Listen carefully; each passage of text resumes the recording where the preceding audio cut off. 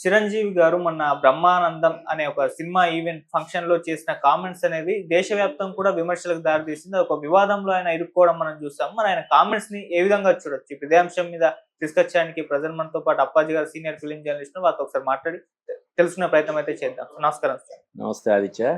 Sir megastar Chiranjeevi గారు అంటే ఆ స్టేజ్ మీద ఆయన అనుకోని ఉండడు. ఇటువంటి ఈ ఈ ఈ రేంజ్‌లో వివాదం అవుతుందని చెప్పేసి ఏదో సరదాగా అప్పుడు మాట్లాడుతూ అవునవును. రామ్ చరణ్ గారిని అడిగాను.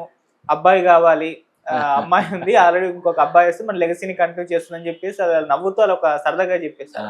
కానీ తెల్లారి చూసేసరికి దేశవ్యాప్తంగా కూడా అది విమర్శలకు దారితీసింది. అంటే లెగసీ కంటిన్యూ చేయాలంటే అబ్బాయే కావాలా? అమ్మాయి అవసరం లేదా? ఇటువంటి కామెంట్స్ మీరు చేయడం తగదు. మీరు ఒక స్టేచర్ ఉంది. మీరు ఒక మెగాస్టార్ స్థాయిలో ఉన్నారని చెప్పేసి విమర్శలు వచ్చేసాయి. మాజీ కేంద్ర మంత్రి కూడా అవును. సో ఆయన కామెంట్స్ ని మీరే విధంగా చూస్తారు? అంటే ఆ రోజు యాక్చువల్గా ప్రెస్ మీట్ కి నేను అటెండ్ అయ్యాను. నేను ఆ ఈవెంట్ కి ఎదురుగుండానే నేను ఉన్నాను. ఆయన ఏమున్నాయంటే ఆ రోజు ఇంట్లో అందరూ ఆడపిల్లలు అయిపోయారు, మనవరాళ్ళు. పెద్ద అమ్మాయికి అమ్మాయి, చిన్న అమ్మాయికి ఇద్దరు అమ్మాయిలు అనుకుంటాం. ఈ రామ్ చరణ్ కూడా ఒక అమ్మాయి, అందరూ అమ్మాయిలు అయిపోయారు. నేను ఒక్కోసారి హాస్టల్ వార్డెన్ లాగా అనిపిస్తుంటుంది నాకు, ఈ పిల్లలందరినీ అక్కడ పెట్టుకుని ఆడించే టైంలో. కానీ ఇప్పుడైనా రామ్ చరణ్ రిక్వెస్ట్ రామ్ చరణ్కి చెప్పాను ఇంకో అబ్బాయిని ఇవ్వరా అని చెప్పి.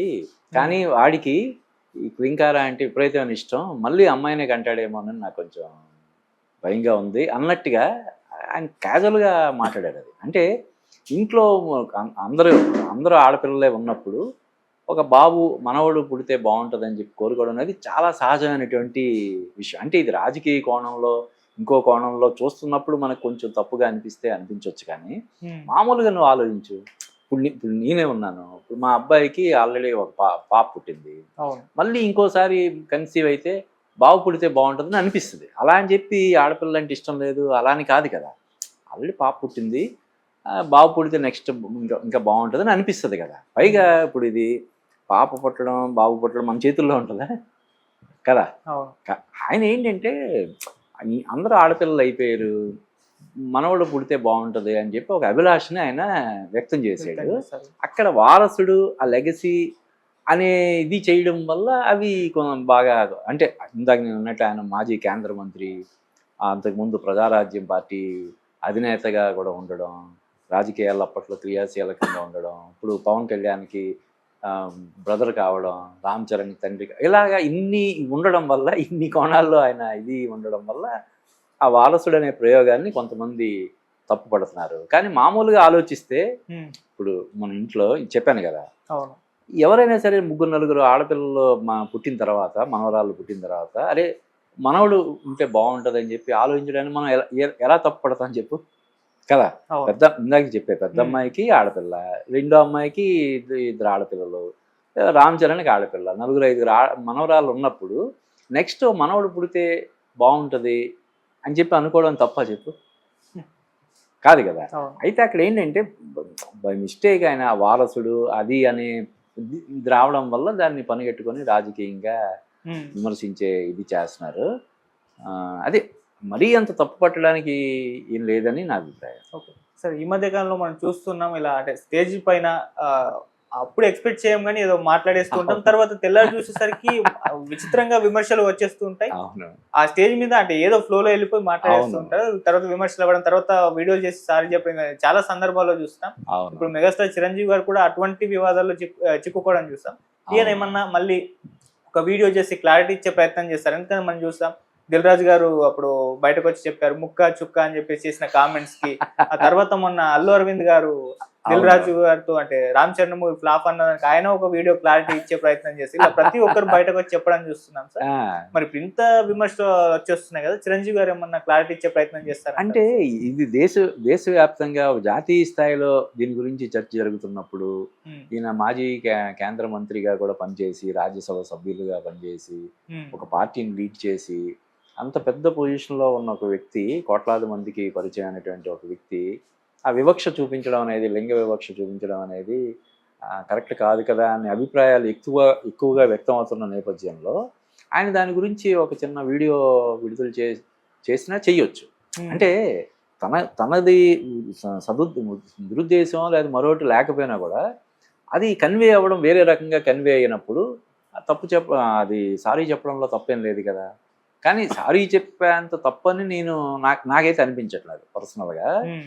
అంటే నేను చెప్పాను కదా, వారసులు అనే పదప్రయోగం కొంచెం ఇబ్బంది కలిగించిన ఇది తప్ప, ఇప్పటికే 4 మనవరాళ్ళు ఉన్నారు, మనవడైతే బాగుంటుంది అని చెప్పి నేను రిక్వెస్ట్ చేశాను అని చెప్పి మామూలు క్యాజువల్గా ఆయన అన్నాడు. అది ఇలా చర్చనీయాంశం అవ్వడం అన్నది నిజంగా కొంత విచారకరమైనటువంటిది. అయితే ఇందా నువ్వు అన్నట్టు అది వాళ్ళు మాట్లాడేటప్పుడు దిల్ రాజు ఆయన బేసిక్గా తెలంగాణ ప్రజలందరూ కూడా, తెలంగాణ సినిమా ప్రేమికులందరూ కూడా గర్వపడేలాగా ఆయన ఒక ప్రొడ్యూసర్గా ఈరోజు మన టాలీవుడ్లో లీడింగ్ ప్రొడ్యూసర్గా ఉన్నాడు, టాప్ 1 ప్రొడ్యూసర్గా ఉన్నాడు. ఇప్పుడు ఫిల్మ్ డెవలప్మెంట్ కార్పొరేషన్కి చైర్మన్గా ఉన్నాడు. ఆయన తెలంగాణ ప్రజల మనోభావాన్ని కించపరిచేలా ఎందుకు మాట్లాడతాడు? జనరల్గా ఆంధ్రతో పోల్చితే, అక్కడతో పోల్చితే ఇక్కడ మాకు సినిమాల కంటే కూడా ఇవి ఎక్కువ ఇష్టపడతారు అని క్యాజువల్గా అన్నాడు. అది వివాదం అయింది. ఆయన పాపం సారీ చెప్పాడు. అలాగే అల్లు అరవింద్ గారు ఆ రోజు ఒక సినిమా అని దీంతో అది పెద్ద వివాదం అయింది. ఆయన కూడా నాకు అటువంటి ఇదేం లేదు, నేను అది అయిన తర్వాత విమర్శలు అయ్యి వచ్చిన తర్వాత చూస్తే నేను అలా అనకుండా ఉండాల్సిందని అనిపించింది, నన్ను మన్నించండి అని ఆయన కూడా సారీ చెప్పాడు. అయితే ఆ రెండింటితో పోల్చితే చిరంజీవి గారు చేసిన ఇది అది క్యాజువల్గా మామూలుగా అన్నది తప్ప ఇంకో ఉద్దేశంతో అన్నది కాదు. కాబట్టి ఆయన బయటకు వచ్చి, అంటే ఆయన కూడా ఏదైనా ఒక వీడియో విడుదల చేయాల్సిన అవసరం ఉంటుందేమో అని నేను అనుకోవట్లేదు. బట్ చేసినప్పుడు చెప్పాను కదా, ఎక్కువ మంది దాన్ని మనోభావాలు గాయపడుతున్నాయి, ఎక్కువ మంది అమ్మాయిలు కానీ లేదంటే వీళ్ళు ఇబ్బంది పడేలాగా ఉంది అది అని విమర్శలు వచ్చినప్పుడు అది సారీ చెప్పడంలో తప్పేం లేదు కదా. ఓకే సార్, మామూలుగా జనరలైజ్ చేసి చూసి మాట్లాడితే తెలుగు ఫిలిం ఇండస్ట్రీ గురించి లెగసీని హీరోలు వాళ్ళ అబ్బాయిలే కంటిన్యూ చేస్తున్న తరుణంలో ఉన్నామంటే మనం తెలుగు ఫిలిం ఇండస్ట్రీలో చూస్తాం. బాలీవుడ్లో అది వేరు, చాలా మంది హీరోయిన్స్ అయిపోయారు వాళ్ళ డాటర్స్. ఓన్లీ తెలుగు ఫిలిం ఇండస్ట్రీలో హీరోల అబ్బాయిలు మాత్రమే వాళ్ళ లెగసీని కంటిన్యూ చేస్తున్నారు. దీనిపైన ఒక విమర్శ అయితే ఉంది, అంటే అమ్మాయిలు లేరు ఓన్లీ అబ్బాయిలే కంటిన్యూ చేస్తున్న విమర్శ. దీనికి మీరేం చెప్తారు? అదేం లేదు కదా, ఇప్పుడు అశ్విని దత్ గారు అమ్మాయి ఉంది, స్వప్న దత్, ప్రియాంక దత్, ఇద్దరు కూడా ఆయన లెగసీని కంటిన్యూ చేస్తున్నారు కదా. కదా ఇప్పుడు అలాగే హీరో రాజశేఖర్ ఇద్దరు కూతుర్లు కూడా హీరోయిన్లుగా రాణిస్తున్నారు.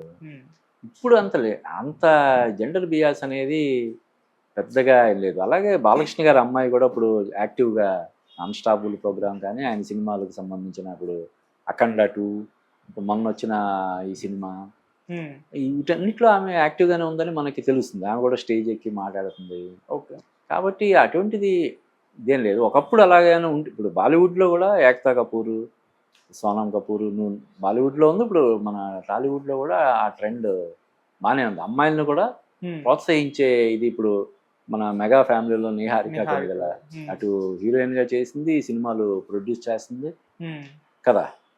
కాబట్టి అటువంటి వివక్ష అనేది మన టాలీవుడ్లో ఉందని నేను అనుకోవట్లేదు. Okay sir, thank you so much sir. Thank you.